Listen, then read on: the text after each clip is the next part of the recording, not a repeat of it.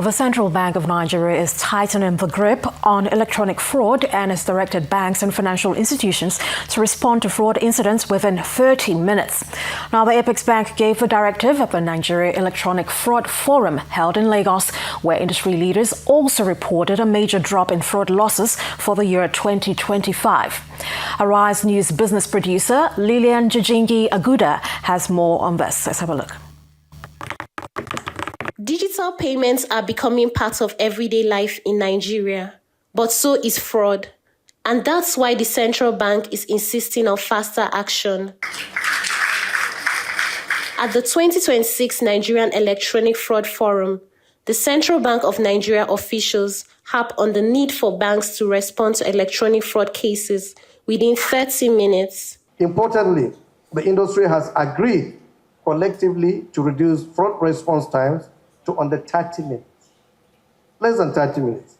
This is a decisive step that materially improves recovery outcomes and limits systemic exposure. The CBN also explains Nigeria's move to ISO 20022, a global messaging standard that will give banks better transaction data, helping them spot any suspicious activity faster. ISO 222 provides richer structured transactional data that enhances traceability, analytics, and early fraud detection.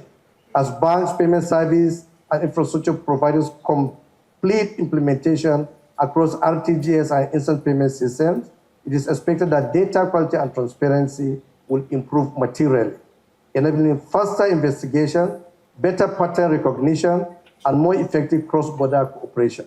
And there's some good news from the industry too. NIBSS CEO Premier Oiwo says fraud losses dropped sharply in 2025, even as transactions went up. And in 2024, 52.26 billion was lost. That amount, there's one singular fraud in that amount that was 31.1 billion reported by an entity. In 2025, it dropped significantly, 25.85 billion. And I must say here that the reason for this drop, I would like to thank certain bodies, the central bank specifically, actions taken, the NFIU, Director General of NFIU, the Director General of NIBSS, the Director General of the DSS, the Police Inspector General, and a host ONSA, and a host of other security agencies. Regulators also point to stronger identity checks, especially the integration of the bank verification number with the national identification number as a key reason for the decline in identity fraud. Payments are no longer unknown. Payments are no longer unknown.